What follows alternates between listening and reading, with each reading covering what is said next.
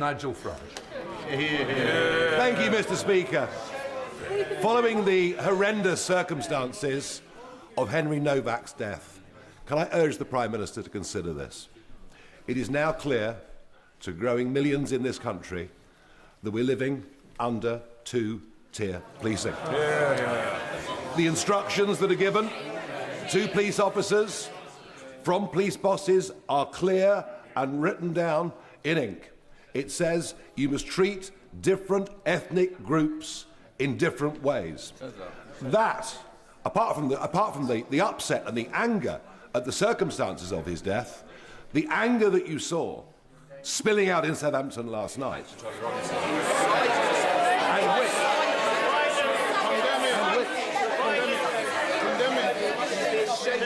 and which is in danger, condemn the violence, which is in danger of getting considerably worse, because if the public lose trust, if the public lose trust in being treated fairly by the police, can he take some action, end this divisive practice of two-tier policing, and make sure that all British citizens are treated the same?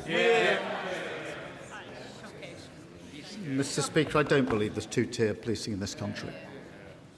I'm really shocked that he pretends to have respect for Henry's family and then acts in this way. They are a grieving family. Mr Brash, please, it's a very important question. I want to hear the Prime Minister. If you want to carry on, go outside, please, Prime Minister.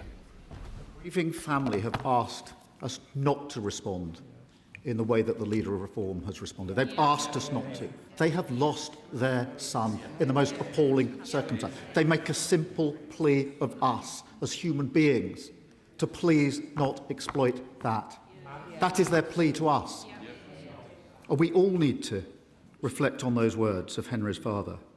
My response, and the response of others, to be fair, has been focused on the lessons to be learned, so we can deliver justice.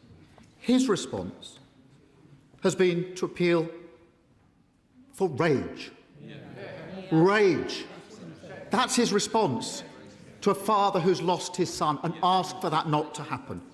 Exploiting this tragedy to create grievance and division would be wrong in any circumstances, but to do it when the family are expressly saying, please don't, is unforgivable. It shows exactly who he is. Thank you, Mr Speaker. I wonder if the Prime Minister has had the chance to study the election results in Havering, with 0 Labour councillors elected in Romford, 0 Conservative councillors for the first time since 1964 across Havering, and the first Reform UK London borough, which shows people's disillusionment with the political establishment. But in his final days as Prime Minister, does he think he can do something for the people of Romford and give us the accident and emergency unit at Queen's Hospital, which the honourable member for Ilford North said he would deliver but failed to do? Mr Speaker, we put record investment into the NHS to clear up the mess that he and others left behind. I have studied the candidate for Makerfield, the Reform candidate, since he brings up election. A self-professed sexist, said women who get abortion do it for vanity purposes, encouraged people not to get the COVID vaccine, and said Russia would within its rights to invade Crimea. Reform have got nothing to offer but grievance and division yet again. Speaker, the country is united in its horror at the tragic death of Henry Nowak. And would the Prime Minister once again join me in paying tribute to the courage of Henry's family in the face of this tragedy? And will he also join me in calling for the recognition of the serious mistakes made by the police, and that we must learn from those mistakes so that no family may face this tragedy again? Well, can I thank him for raising this really important case? And my thoughts are with Henry's family. I'm sure the thoughts of the whole House and the whole country. I have watched the body cam footage as others will have done. I found it really hard. It was harrowing. As a dad of a 17-year-old boy, I felt sick. I can only imagine how devastated his family are. It is extremely moving. Henry's life has been stolen. His family have responded with incredible and immense dignity and bravery. Now, there clearly are lessons, Mr Speaker, that need to be learnt, serious questions that need to be addressed. Not least this question about accusations of racism informed decision-making in such cases.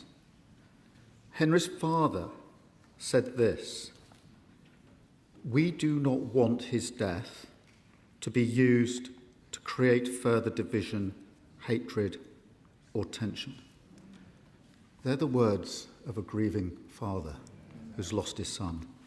We do not want his death to be used to create further division, hatred, or tension. I think those words have resonated with people across the country. We must not allow this tragedy to be hijacked by anyone who seeks to divide us. Mr Osborne. Thank you very much, Mr Speaker. Can I ask the Prime Minister about our National Health Service and what better treatments can we offer people suffering from memory loss? A very distressing case was recently brought to my attention by a constituent in Waltham, in a village in my constituency, of a man who could not remember his own words, even though he said it on television, that the NHS should not be funded through general taxation. What can we do to ensure my constituents in Chatham and Aylesford secure clarity on future Kent and Medway NHS funding, and what can we do to help the leader of Reform UK? Well, my honourable friend makes a powerful point. The Reform leader wants everyone to forget that he called for our NHS to be replaced with an insurance-based system. He might want to jot it down to jog his memory. And then he said that if people can pay, they should pay for NHS treatment. So we can help him by jotting his memory here. You cannot trust reform with our NHS. The only way to protect it is to vote Labour. Rosie Duffield. Thank you, Mr Speaker. Thank you, Mr Speaker. Mr Speaker, less than 48 hours ago, the family of Henry Nowak stood on the steps of Southampton Crown Court and gave a courageous and dignified statement in which they said, "We want to use Henry's heartbreaking story to make change for the better. We do not want his death to create further division, hatred, or tension.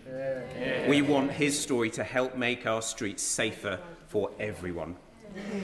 Does the Prime Minister agree with me and my constituency neighbour in Southampton Test, Satvir Kaur, that the violence we saw whipped up on the streets of Southampton last night, the criminal damage to innocent people's homes, the injuries to 11 police officers, are the total opposite of what Henry's own family clearly and powerfully called for? Can I thank him for his question and thank him for the discussion that we had this morning about the impact in Southampton, and thank him for the work that he has done along with his fellow MP and, if I may, the Honourable Member for Thurrock, who's been dealing with Henry's family for some time. The attacks directed towards police officers last night were disgraceful and completely unacceptable. There is no justification for further disorder.